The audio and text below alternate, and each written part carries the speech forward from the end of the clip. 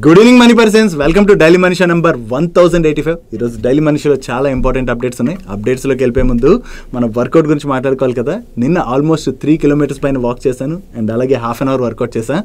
మీరేం వర్కౌట్స్ చేశారో కింద కామెంట్ సెక్షన్లో షేర్ చేయండి. ఇంకా డైలీ మనిషిలో ఉన్నటువంటి అప్డేట్స్ అన్ని 1 by 1 క్విక్గా డిస్కస్ చేసేద్దాం. ముందుగా మార్కెట్ అప్డేట్ చూసినట్లయితే ఈ రోజు సెషన్ లో సెన్సెక్స్ 138 పాయింట్స్ కరెక్ట్ అయ్యి 81,444 పాయింట్స్ కి క్లోజ్ అయినట్లయితే నిఫ్టీ 41 పాయింట్స్ కరెక్ట్ అయ్యి 24,812 పాయింట్స్ కి క్లోజ్ అయింది. అండ్ ఈ రోజు సెషన్ లో మిడ్ క్యాప్ ఇండెక్స్ 0.36% కరెక్ట్ అయినట్లయితే స్మాల్ క్యాప్ ఇండెక్స్ 0.24% కరెక్ట్ అయింది. అండ్ బ్యాంక్ నిఫ్టీ 0.21% పెరిగింది.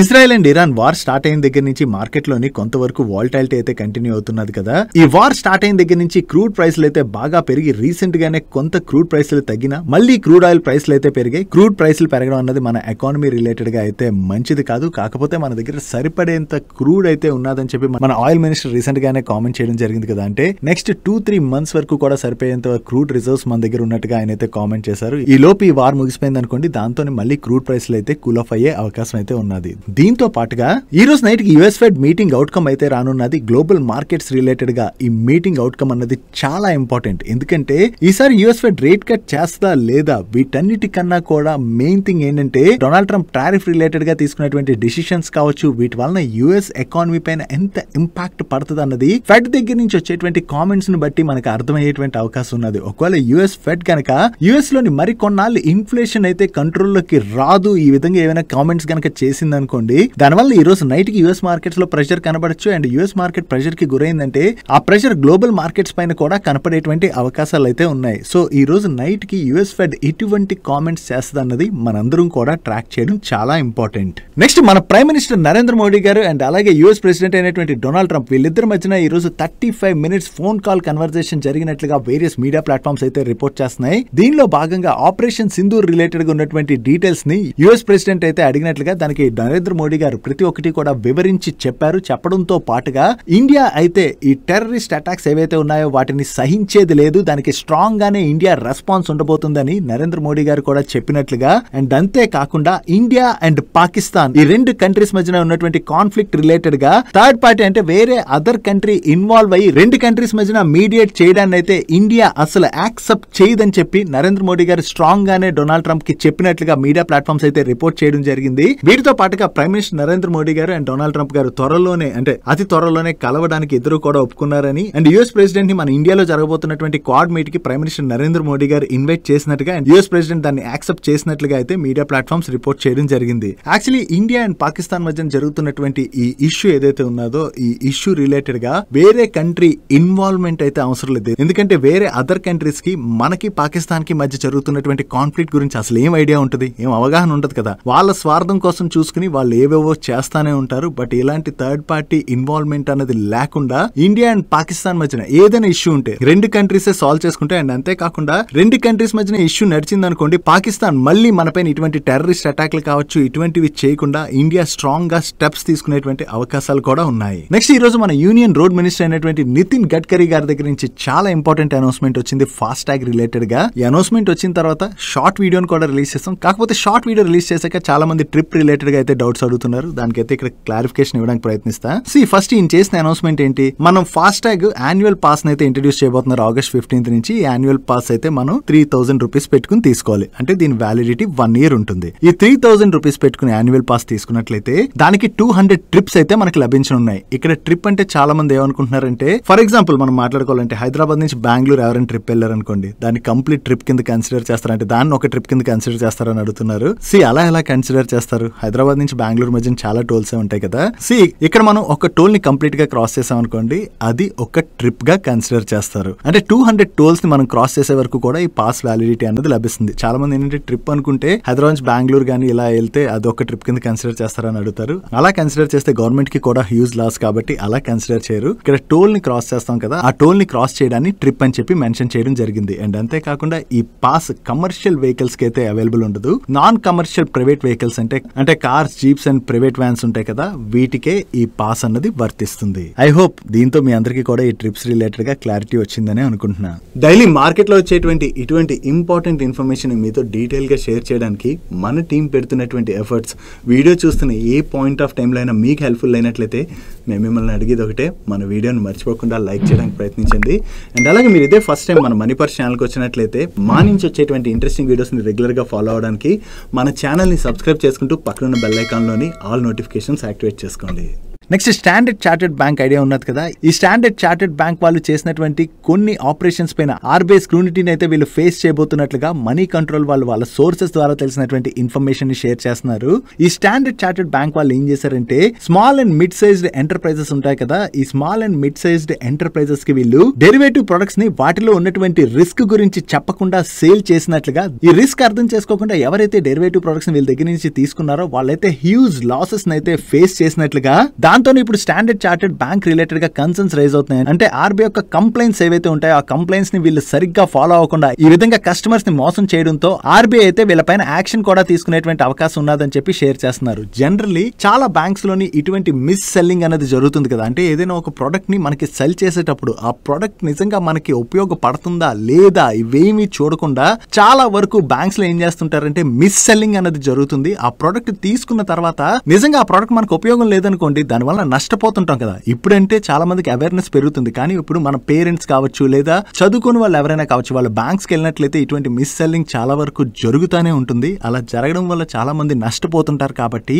ఇలా ఏ బ్యాంక్ చేసినా కూడా ఆ బ్యాంక్స్ పైన ఆర్బీఐ అయితే స్ట్రిక్ట్ యాక్షన్స్ తీసుకోవడం అన్నది చాలా ఇంపార్టెంట్. అప్పుడే ఈ మిస్ సెల్లింగ్ అన్నది కొంతైనా కంట్రోల్ చేసేటువంటి అవకాశం ఉన్నది. నెక్స్ట్ సోలార్ స్టాక్స్ రిలేటెడ్ గా ఒక నెగిటివ్ అప్డేట్ అయితే కనపడుతున్నది. డొనాల్డ్ ట్రంప్ యుఎస్ ప్రెసిడెంట్ గా గెలిచిన దగ్గర నుంచి ఈ రెన్యూబుల్ ఎనర్జీ సెక్టర్ రిలేటెడ్ గా ఇన్సెంటివ్స్ ఏవైతే ఉన్నాయో వాటిని అయితే తీసేయాలని చెప్పి ఆయన చూస్తున్నారు. దాని గురించి మనం మల్టిపుల్ టైమ్స్ మాట్లాడుకున్నాం కూడా. ఇప్పుడు దీని రిలేటెడ్ గా సెనేట్ ప్యానల్ కమిటీ అయితే డ్రాఫ్ట్ బిల్ ప్రపోజల్ అయితే రెడీ చేయడం జరిగింది. దీనిలో భాగంగా 2026 కల్లా సోలార్ అండ్ విండ్స్ పైన ఇన్సెంటివ్స్ ఏవైతే ఉన్నాయో వాటిని 60% కి తగ్గించాలని అండ్ 2028 నాటికి కంప్లీట్ గా దాన్ని క్లోజ్ చేసేయాలని చెప్పి వీళ్ళైతే ప్రపోజ్ చేస్తున్నారు. ఒకవేళ సోలార్ అండ్ విండ్ పైన ఏవైతే ఇన్సెంటివ్స్ ఉన్నాయో ఆ ఇన్సెంటివ్స్ ని తీసేసినట్లయితే వీటి యొక్క అడాప్షన్ అనేది తగ్గేటువంటి అవకాశం ఉన్నది కదా. దానివల్ల solar panels and modules manufacture చేసేటువంటి కంపెనీస్ అయితే ఇంపాక్ట్ ఉండేటువంటి అవకాశం ఉండడంతో నిన్న నైట్ యుఎస్ లోని లిస్ట్ అయినటువంటి సోలార్ స్టాక్స్ లో ప్రెషర్ కనపడింది. అండ్ ఈ రోజు సెషన్ లోని మన ఇండియాలో లిస్ట్ అయినటువంటి వారీ ఎనర్జీ స్టాక్ లో కూడా మనకి బాగానే ప్రెషర్ కనపడింది. ఎందుకంటే వారీ ఎనర్జీస్ వాళ్ళకి వచ్చేటువంటి రెవెన్యూస్ లోని ఎక్స్పోర్ట్ రెవెన్యూస్ నుంచి చాలా ఎక్కువగానే కంట్రిబ్యూషన్ వస్తుంది. దట్ యుఎస్ నుంచి వీళ్ళకి కంట్రిబ్యూషన్ ఎక్కువ. నో యుఎస్ ఇటువంటి స్టెప్స్ తీసుకున్నది అనుకోండి, దానివల్ల వారీ ఎనర్జీస్ వాళ్ళపైన అయితే బాగానే ఇంపాక్ట్ పడినున్నది. ఈవెన్ ప్రీమియర్ ఎనర్జీస్ వాళ్ళకి కూడా కంట్రిబ్యూషన్ వస్తున్నా కూడా వాళ్ళకంత మెజారిటీ కంట్రిబ్యూషన్ అయితే లేదు. యాజ్ ఆఫ్ ను చూసినట్లయితే కమిటీ అయితే ఈ బిల్ ని ప్రపోజ్ చేస్తున్నది. ఫైనల్లీ ఈ బిల్ పాస్ అవుతుందా లేదా అన్నది మనం చూడవలసి ఉన్నది. నెక్స్ట్ అనిల్ అంబానీ గారి గ్రూప్ కి చెందినటువంటి రిలయన్స్ ఇన్ఫ్రా రిలేటెడ్ గా 2 అప్డేట్స్ ఉన్నాయి. దీనిలో first update is very important update. ఈ రిలయన్స్ ఇన్ఫ్రా వాళ్ళ సబ్సిడరీ కంపెనీ అయినటువంటి రిలయన్స్ ఏరో స్ట్రక్చర్స్ లిమిటెడ్ వాళ్ళు ప్యారిస్ ఎయిర్ షోలోని డజల్ట్ ఏవియేషన్ వాళ్ళతోని పార్ట్నర్షిప్ ని అనౌన్స్ చేయడం జరిగింది. ఈ పార్ట్నర్షిప్ లో భాగంగా డజల్ట్ ఏవియేషన్ వాళ్ళు రిలయన్స్ ఇన్ఫ్రా వాళ్ళతోని కొలాబరేట్ అయ్యి మన ఇండియాలోని గ్లోబల్ మార్కెట్స్ కోసం ఫాల్కనో 2000 జెట్స్ ని మ్యానుఫ్యాక్చర్ చేయబోతున్నట్టుగా వీళ్ళు షేర్ చేస్తున్నారు. సో ఈ ఫాల్కనో 2000 జెట్స్ ఏవైతే ఉన్నాయో వాటి ఫైనల్ అసెంబ్లీ లైన్ ని మహారాష్ట్ర నాగపూర్ ఫెసిలిటీలోని చేయబోతున్నట్టుగా వీళ్ళు షేర్ చేయడం జరిగింది. సో డజల్ట్ ఏవియేషన్ వాళ్ళు ఫస్ట్ టైం ఫ్రాన్స్ కి బయటన ఈ విధంగా జెట్స్ ని అయితే మ్యానుఫ్యాక్చర్ చేయబోతున్నట్టుగా, దీని ద్వారా India aerospace manufacturing capabilities further గా కూడా ఎన్హాన్స్ అవబోతున్నట్టుగా రిలయన్స్ ఇన్ఫ్రా వాళ్ళు షేర్ చేస్తున్నారు. సో డజల్ట్ ఏవియేషన్ తోని రిలయన్స్ ఏదైతే ఈ పార్ట్నర్షిప్ ని అనౌన్స్ చేసిందో అది రిలయన్స్ ఇన్ఫ్రా వాళ్ళకి లాంగ్ టర్మ్ లో పాజిటివ్ కానుంది. కాబట్టి ఈ రోజు సెషన్ లో ఈ అప్డేట్ వచ్చిన తర్వాత ఒక్కసారి స్టాక్ లో జంప్ కనపడి పాజిటివ్ గా రియాక్ట్ అయింది. అండ్ దీంతో పాటుగా ఈ రిలయన్స్ ఇన్ఫ్రా వాళ్ళు వీళ్ళ ప్రమోటర్ గ్రూప్ ఎంటిటీ అయినటువంటి రైజ్ ఇన్ఫినిటీ ప్రైవేట్ లిమిటెడ్ వాళ్ళకి 1.25 crore ఈక్విటీ షేర్స్ ని ఈచ్ షేర్ 240 రూపీస్ చొప్పున ఇష్యూ చేయడం ద్వారా 300 crores వరకు ఫండ్ రైజ్ చేశారు. ఈ క్యాపిటల్ ఇన్ఫ్యూజ్ చేయడం ద్వారా అది కంపెనీ యొక్క ఫ్యూచర్ గ్రోత్ ట్రాజెక్టరీ రిలేటెడ్ గా వీళ్ళు యూజ్ చేయబోతున్నట్టుగా వీళ్ళ మేనేజ్మెంట్ అయితే షేర్ చేస్తుంది. ఓవరాల్ గా లాస్ట్ ఫ్యూ డేస్ గా మనం చూసాం అనుకోండి, కంటిన్యూస్ గా అనిల్ అంబానీ గారి గ్రూప్ కి చెందినటువంటి ఈ రిలయన్స్ ఇన్ఫ్రా రిలేటెడ్ గా వేరియస్ పాజిటివ్ అప్డేట్స్ వస్తుండటంతో స్టాక్ లో అయితే మనకి రికవరీ కనపడుతుంది. ప్రీవియస్ గా మనం చూసినట్లయితే అనిల్ అంబానీ గారి గ్రూప్ కి చెందినటువంటి కంపెనీస్ రిలయన్స్ ఇన్ఫ్రా కావచ్చు, రిలయన్స్ పవర్ కావచ్చు, ఈ అన్ని కంపెనీస్ లో కూడా డెట్ భయంకరంగా పెరిగిపోవడంతో కంపెనీ షేర్స్ అయితే భయంకరంగా కొలాప్స్ అయ్యాయి. బట్ రీసెంట్ గా వీళ్ళ బ్యాలెన్స్ షీట్ ని లెవరేజ్ చేసుకుంటూ వస్తూ బిజినెస్ అయితే గ్రో చేయడానికి చూస్తున్నారు కదా,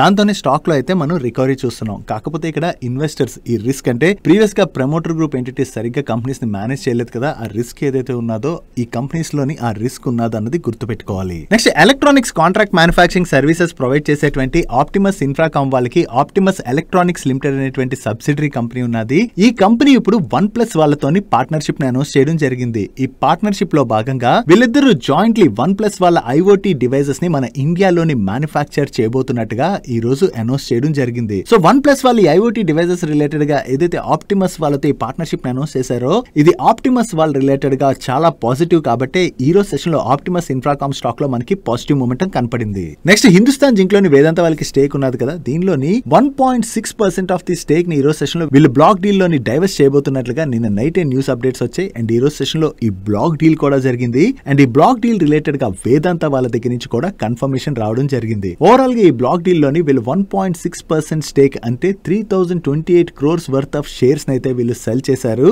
ఈ స్టేక్ సేల్ చేయడం ద్వారా వేదాంత వాళ్ళకి ఏవైతే డబ్బులు రానున్నాయో దాంతో ఫర్దర్ గా వీళ్ళ బ్యాలెన్స్ షీట్ ని స్ట్రెంథెన్ చేసుకోబోతున్నట్టుగా వీళ్ళ మేనేజ్మెంట్ అయితే షేర్ చేస్తుంది. ఓవరాల్ గా వేదాంత వాళ్ళ ఈ బ్లాక్ డీల్ లోని హిందుస్థాన్ జింక్ లో స్టేక్ ని సెల్ చేయడంతోనే ఈ రోజు సెషన్ లో హిందుస్థాన్ జింక్ స్టాక్ లోని మార్నింగ్ నుంచి కూడా ప్రెషర్ కనపడింది. అండ్ వేదాంత వాళ్ళ రిలేటెడ్ గా మరొక అప్డేట్ కూడా ఉన్నది. వీళ్ళ బోర్డు ఈ రోజు మీట్ అయ్యి ₹7 per షేర్ ఫస్ట్ ఇన్టెమ్ డివిడెండ్ ని కూడా రికమెండ్ చేయడం జరిగింది. అండ్ ఈ డివిడెండ్ యొక్క రికార్డ్ డేట్ ని వీళ్ళు June 24th గా ఫిక్స్ చేశారు. నెక్స్ట్ ఎవెన్యూ సూపర్ మార్ట్స్ అదే డిమార్ట్ వాళ్ళ రిలేటెడ్ గా ఒక అప్డేట్ అయితే ఉన్నది. ఈ డిమార్ట్ వాళ్ళు ఉత్తరప్రదేశ్ ఆగ్రా రతన్ మాల్ లోని వీళ్ళ కొత్త స్టోర్ ను ఓపెన్ చేశామని, దీంతో వీళ్ళ స్టోర్ కౌంట్ 421 కి రీచ్ అయినట్టుగా షేర్ చేస్తున్నారు. వీళ్ళు జస్ట్ 1 స్టోర్ ని యాడ్ చేశారు అంతే కదా. సో ఈ 1 స్టోర్ ని యాడ్ చేస్తే స్టాక్ ఈ రోజు ఎందుకు అంతలా రియాక్ట్ అయిందని చాలా మందికి డౌట్ వచ్చి ఉండొచ్చు కదా.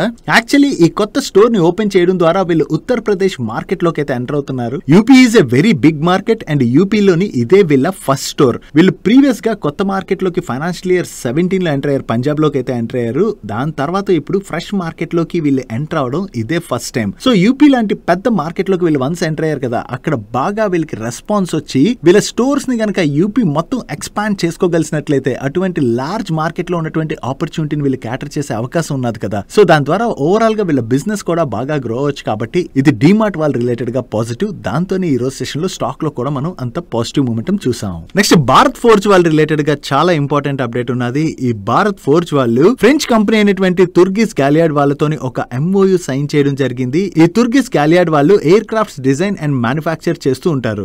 ఈ కంపెనీతో సైన్ చేసినటువంటి MOU లో భాగంగా వీళ్ళిద్దరూ కలిసి మన ఇండియాలోని మేల్ ఆరోక్ UAE-లను డిజైన్ చేసి మ్యానుఫ్యాక్చర్ చేయనున్నారు. సో ఓవరాల్ గా ఈ తుర్గిస్ గాలియాడ్ వాళ్ళకి ఏదైతే టెక్నాలజీ ఉన్నదో ఆ టెక్నాలజీని యూజ్ చేసుకోవడం ద్వారా భారత్ ఫోర్జ్ వాళ్ళు మన ఇండియాలోని వీటిని అయితే మ్యానుఫ్యాక్చర్ చేయబోతున్నట్లుగా అండ్ వీటిని యూజ్ చేయడం ద్వారా ఎనిమీ కంట్రీస్ ఏవైతే ఉంటాయో వాళ్ళ డిఫెన్స్ సిస్టమ్స్ ని డిస్టర్బ్ చేయడం అండ్ ఎయిర్ డిఫెన్స్ సిస్టమ్స్ ని న్యూట్రలైజ్ చేయడానికైతే ఇది చాలా యూస్ఫుల్ అవుతుందని చెప్పి వీళ్ళు షేర్ చేస్తున్నారు. సో వీళ్ళు కొత్త కొలాబరేషన్ ఏదైతే అనౌన్స్ చేశారో దాని ద్వారా ఓవరాల్ గా డిఫెన్స్ సెక్టర్ లో ఏదైతే ఆపర్చునిటీ పెరుగుతున్నదో ఆ ఆపర్చునిటీని అయితే వీళ్ళు క్యాటర్ చేయడానికి ప్రయత్నిస్తున్నారు కాబట్టి ఇది భారత్ ఫోర్జ్ వాళ్ళ రిలేటెడ్ గా మనం పాజిటివ్ గా చూడొచ్చు. నెక్స్ట్ రియల్ ఎస్టేట్ కంపెనీ అయినటువంటి DLF వాళ్ళ రిలేటెడ్ గా చాలా ఇంపార్టెంట్ అప్డేట్ ఉన్నది. ఈ DLF వాళ్ళకి గురుగావ్ లో ఉన్నటువంటి luxury living DLF Privana project ఏదైతే ఉన్నదో ఈ ప్రాజెక్ట్ లోని north face complete sold out అయిపోయినట్టుగా వీళ్ళు షేర్ చేస్తున్నారు. ప్రీవియస్ గా సౌత్ అండ్ వెస్ట్ సేల్స్ అయితే ఇది క్రాస్ చేసిందని, టోటల్ గా దీని ద్వారా 11,000 crores సేల్స్ అయితే వీళ్ళు జనరేట్ చేసినట్టుగా షేర్ చేస్తున్నారు. సో వీళ్ళు లాంచ్ చేస్తున్నటువంటి ప్రాజెక్ట్స్ కి కస్టమర్స్ దగ్గర నుంచి ఏదైతే మంచి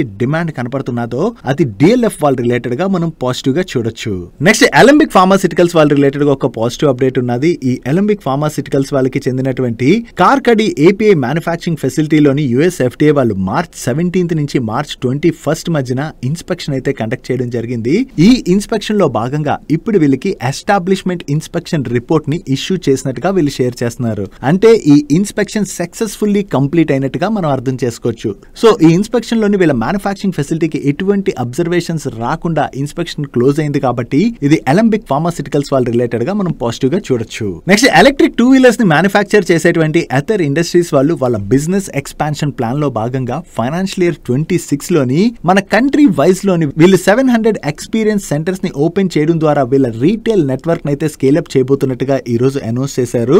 సో ఓవరాల్ గా ఈ 700 ఎక్స్పీరియన్స్ సెంటర్స్ ని యాడ్ చేయడం ద్వారా లోకల్ లో ఉన్నటువంటి కస్టమర్స్ ఉంటారు కదా, ఆ కస్టమర్స్ వచ్చి టెస్ట్ డ్రైవ్ చేయాలనుకున్నా లేదా వాళ్ళ వెహికల్స్ ని కొనుక్కోవాలనుకున్నా కూడా వాళ్ళకి ఎక్స్పీరియన్స్ సెంటర్స్ అన్ని అందుబాటులో ఉంటాయి. కాబట్టి దీని ద్వారా ఈ ఎలక్ట్రిక్ 2-wheelers రిలేటెడ్ గా ఏదైతే డిమాండ్ పెరుగుతున్నదో ఆ డిమాండ్ అయితే వీళ్ళు క్యాటర్ చేయడానికి ప్రయత్నిస్తున్నట్టుగా వీళ్ళ మేనేజ్మెంట్ అయితే షేర్ చేస్తుంది. ఓవరాల్ గా వీళ్ళ ఫుట్ ప్రింట్స్ ఏవైతే ఇండియా వైడ్ ఎక్స్పాండ్ చేసుకోవడానికి ప్రయత్నిస్తున్నారో ఇది లాంగ్ టర్మ్ లోని అథర్ వాళ్ళ రిలేటెడ్ గా పాజిటివ్ కానుంది. నెక్స్ట్ గ్లెన్మార్క్ ఫార్మా వాళ్ళ రిలేటెడ్ గా ఒక నెగిటివ్ అప్డేట్ ఉన్నది. ఈ గ్లెన్మార్క్ గ్లెన్మార్క్ ఫార్మా వాళ్ళకి యుఎస్ఏ నార్త్ కరోలినాలో ఉన్నటువంటి మ్యానుఫ్యాక్చరింగ్ ఫెసిలిటీలోని యుఎస్ ఎఫ్డీఏ వాళ్ళు జూన్ 9th నుంచి జూన్ 17th మధ్యన జిఎంపీ ఇన్స్పెక్షన్ అయితే కండక్ట్ చేయడం జరిగింది. ఈ ఇన్స్పెక్షన్ ముగియడంతో వీళ్ళ ఫెసిలిటీకి యుఎస్ ఎఫ్డీఏ ఫార్మ్ 483 తోని 5 అబ్జర్వేషన్స్ ని ఇష్యూ చేయడం జరిగింది. ఈ అబ్జర్వేషన్స్ ఏవైతే ఉన్నాయో వాటన్నిటిని వీళ్ళు యుఎస్ ఎఫ్డీఏ తో క్లోజ్ గా వర్క్ చేసి అడ్రస్ చేస్తామని చెప్తున్నారు. త్వరగా వీళ్ళు ఇష్యూని రిజాల్వ్ చేసుకుంటే అది గ్లెన్మార్క్ ఫార్మా వాళ్ళ రిలేటెడ్ గా బెటర్. నెక్స్ట్ విశాల్ మెగామార్ట్ వాళ్ళ రిలేటెడ్ గా ఒక ఇంపార్టెంట్ న్యూస్ అయితే సర్క్యులేట్ అవుతున్నది. ఈ Vishal Mega Mart FTSE global mid cap index లో అయితే ఇంక్లూడ్ చేయబోతున్నారు. దీని ద్వారా జూన్ 20th రోజున విశాల్ మెగామార్ట్ లోకి $115 million వరకు కూడా ఫ్లోస్ వచ్చేటువంటి అవకాశం ఉన్నదని చెప్పి నోమా ఆల్టర్నేట్ వాళ్ళు ఎక్స్పెక్ట్ చేస్తున్నారు. యాక్చువల్లీ ఎఫ్టీఎస్సి ఇండెక్స్ లోని ఇంక్లూడ్ చేయడం ద్వారా ఈ ఇండెక్స్ ని ట్రాక్ చేసేటువంటి ఫండ్స్ నుంచి అయితే ఇన్ఫ్లోస్ వస్తాయి కదా, దీనిలో భాగంగానే జూన్ 20th రోజున దీన్ని ఇంక్లూడ్ చేయొచ్చని, సో ఇంక్లూడ్ చేయగానే ఈ ఫండ్ ఇన్ఫ్లోస్ అయితే రావచ్చని చెప్పి వీళ్ళు ఎక్స్పెక్ట్ చేస్తున్నారు. ఈవెన్ ఈ ఎఫ్టీఎస్సి గ్లోబల్ మిడ్ క్యాప్ ఇండెక్స్ తో పాటుగా ఎంఎస్సిఐ ఆగస్ట్ 2025 రివ్యూలో భాగంగా ఈ ఎంఎస్సిఐ ఇండెక్స్ లో కూడా ఇంక్లూడ్ చేసేటువంటి అవకాశం ఉన్నదని చెప్పి నోమా వాళ్ళు అయితే ఎక్స్పెక్ట్ చేస్తున్నారు. ఒకవేళ ఎంఎస్సిఐ ఇండెక్స్ లో కూడా ఇంక్లూడ్ చేసినట్లయితే విశాల్ మెగామార్ట్ లోకి అడిషనల్ గా మరొక $225 million వరకు కూడా ఇన్ఫ్లోస్ రావచ్చు. బట్ ఇవి ఎక్స్పెక్టేషన్స్ మాత్రమే. ఎంఎస్సిఐ ఇండెక్స్ లో కూడా ఈ విశాల్ మెగామార్ట్ ని ఇంక్లూడ్ చేస్తారా లేదా అన్నది మనం చూడవలసి ఉన్నది. Next motor third party insurance premiums అయితే హైక్ చేయడానికి అని చెప్పి ఐఆర్డీఏ అదే insurance regulatory development authority of India వాళ్ళు అయితే ప్రపోజ్ చేస్తున్నారు కదా, దీని రిలేటెడ్ గా మన రోడ్ మినిస్ట్రీ అయితే 1 to 2 weeks లోని డిసిషన్ తీసుకునేటువంటి అవకాశం ఉన్నదని, యావరేజ్ గా మనం చూసినట్లయితే ఈ థర్డ్ పార్టీ ప్రీమియం ని 18% వరకు కూడా పెంచేటువంటి అవకాశం ఉన్నదని చెప్పి సిఎన్బిసి వాళ్ళ సోర్సెస్ ద్వారా తెలిసినటువంటి ఇన్ఫర్మేషన్ ని షేర్ చేస్తున్నారు. ఒకవేళ motor third party insurance premiums ని కనుక పెంచినట్లయితే అది general insurance companies like ICICI Lombard తో పాటు అదర్ మోటార్ ఇన్సూరెన్స్ కంపెనీస్ ఏవైతే ఉంటాయో అవన్నిటి రిలేటెడ్ గా కూడా మనం పాజిటివ్ గా చూడొచ్చు. డైలీ మార్కెట్ లో వచ్చేటువంటి ఇటువంటి ఇంపార్టెంట్ అప్డేట్స్ ని మీతో డీటెయిల్ గా షేర్ చేయడానికి మన మనీ పర్స్ టీమ్ ఏవైతే ఎఫర్ట్స్ పెడుతుందో ఆ ఎఫర్ట్స్ గనక మీకు హెల్ప్ఫుల్ అవుతున్నట్లయితే మన వీడియోని మర్చిపోకుండా లైక్ చేయడానికి ప్రయత్నించండి. Next wires and cables manufacture చేసేటువంటి పాలీక్యాబ్ వాళ్ళు ప్రీవియస్ గానే బిఎస్ఎన్ఎల్ దగ్గర నుంచి వాళ్ళ మిడిల్ మైల్ నెట్వర్క్ ప్రోగ్రామ్ లో భాగంగా ఒక ఆర్డర్ విన్ అయ్యారు కదా, ఇప్పుడు కొత్తగా మరొక ఆర్డర్ విన్ అవడం జరిగింది. ఈ కాంట్రాక్ట్ వాల్యూ అప్రాక్సిమేట్లీ 6,000 crores పైనే. అండ్ ఈ కాంట్రాక్ట్ లో భాగంగా వీళ్ళు గోవా, కర్ణాటక ఈ 3 సర్కిల్స్ లో కూడా ఈ మిడిల్ మైల్ నెట్వర్క్ రిలేటెడ్ గా వేరియస్ వర్క్స్ అయితే చేయవలసి ఉన్నది. అండ్ ఈ వర్క్ ని వీళ్ళు 3 years లో ఫినిష్ చేసి 10 years పాటు మెయింటెనెన్స్ సర్వీసెస్ కూడా అందించవలసి ఉన్నది. ఏదైతే ఈ కొత్త కాంట్రాక్ట్ విన్ అయ్యారో ఇది పాలీక్యాబ్ రిలేటెడ్ గా మనం పాజిటివ్ గా చూడొచ్చు. నెక్స్ట్ మహేంద్ర అండ్ మహేంద్ర వాళ్ళు కమర్షియల్ వెహికల్స్ ని మ్యానుఫ్యాక్చర్ చేసేటువంటి ఎస్ఎంఎల్ ఇసుజులో మెజారిటీ స్టేక్ అక్వైర్ చేయబోతున్నట్టుగా ప్రీవియస్ గా అనౌన్స్ చేశారు కదా, కానీ ఈ కంపెనీలో వీళ్ళు ఈ స్టేక్ ని అక్వైర్ చేయాలంటే వీళ్ళకి కాంపిటీషన్ కమిషన్ ఆఫ్ ఇండియా దగ్గర నుంచి అయితే అప్రూవల్ రావాలి. అండ్ ఇప్పుడు ఈ అప్రూవల్ వచ్చేసినట్లుగా మహేంద్ర అండ్ మహేంద్ర వాళ్ళు ఎక్స్చేంజెస్ కి అప్డేట్ చేస్తున్నారు. సో అప్రూవల్ రావడంతో ఈ ఎస్ఎంఎల్ ఇసుజు ఎక్విజిషన్ అయితే ముందుకు వెళ్ళనున్నది. సో ఈ ఎక్విజిషన్ కంప్లీట్ అయిపోయినట్లయితే ఎస్ఎంఎల్ ఇసుజుకు ఉన్నటువంటి క్యాపబిలిటీస్ కూడా మహేంద్ర అండ్ మహేంద్ర వాళ్ళకి వచ్చి యాడ్ అవుతాయి. కాబట్టి వీళ్ళ కమర్షియల్ వెహికల్ బిజినెస్ అయితే స్ట్రాంగ్ గా గ్రో చేసేటువంటి అవకాశం ఉన్నది. నెక్స్ట్ లాజిస్టిక్ సర్వీసెస్ ఆఫర్ చేసేటువంటి డెలివరీ వాళ్ళు ఇదే సెగ్మెంట్ లో బిజినెస్ ను ఆపరేట్ చేసేటువంటి ఈకామ్ ఎక్స్ప్రెస్ లోని 99% పైన స్టేక్ అయితే అక్వైర్ చేయబోతున్నట్టుగా ప్రీవియస్ గా అనౌన్స్ చేశారు. ఈ ఎక్విజిషన్ కూడా ఇప్పుడు కాంపిటీషన్ కమిషన్ ఆఫ్ ఇండియా దగ్గర నుంచి అప్రూవల్ వచ్చినట్లుగా డెలివరీ వాళ్ళు అయితే ఎక్స్చేంజెస్ కి అప్డేట్ చేస్తున్నారు. సో ఎక్విజిషన్ కి వీళ్ళకి అప్రూవల్ వచ్చేసింది కాబట్టి ఎక్విజిషన్ ప్రాసెస్ అయితే ముందుకు వెళ్ళనున్నది. ఈ ఎక్విజిషన్ చేయడం ద్వారా ఓవరాల్ గా వీళ్ళ లాజిస్టిక్ సర్వీసెస్ అయితే ఎక్స్పాండ్ చేసుకోబోతున్నారు. కాబట్టి ఇది డెలివరీ వాళ్ళ రిలేటెడ్ గా మనం పాజిటివ్ గా చూడొచ్చు. నెక్స్ట్ న్యూలాండ్ ల్యాబొరేటరీస్ వాళ్ళ రిలేటెడ్ గా ఒక స్మాల్ నెగిటివ్ అప్డేట్ ఉన్నది. ఈ న్యూలాండ్ ల్యాబొరేటరీస్ కి చెందినటువంటి complaints officer insider trading rules ఉంటాయి కదా, ఈ ఇన్సైడర్ ట్రేడింగ్ రూల్స్ ని సరిగ్గా ఫాలో అవ్వకపోవడంతో సెబీ దగ్గర నుంచి వీళ్ళకి ఇప్పుడు వార్నింగ్ లెటర్ అయితే రావడం జరిగింది. సో ఇప్పటికైతే వార్నింగ్ లెటర్ వచ్చింది. నెక్స్ట్ టైం వీళ్ళ కంప్లైంట్స్ ని సరిగ్గా ఫాలో అవ్వలేదు అనుకోండి, సెబీ వీళ్ళపైన యాక్షన్ తీసుకునేటువంటి అవకాశం అయితే ఉన్నది. Next water treatment services provide చేసేటువంటి ఈఎంఎస్ లిమిటెడ్ వాళ్ళ రిలేటెడ్ ఒక పాజిటివ్ అప్డేట్ ఉన్నది. వీళ్ళకి యూపీ జల్ నిగమ్ లిమిటెడ్ దగ్గర నుంచి కొత్తగా ఒక కాంట్రాక్ట్ అయితే విన్నారు. ఈ contract value approximately 184 crores. And ఈ కాంట్రాక్ట్ లో భాగంగా వీళ్ళు Fatehpur and Fatehpur savage plants related గా వేరియస్ వర్క్స్ అయితే చేయవలసి ఉన్నది. అండ్ ఈ కాంట్రాక్ట్ ని వీళ్ళు 24 months లో ఎగ్జిక్యూట్ చేయాలి.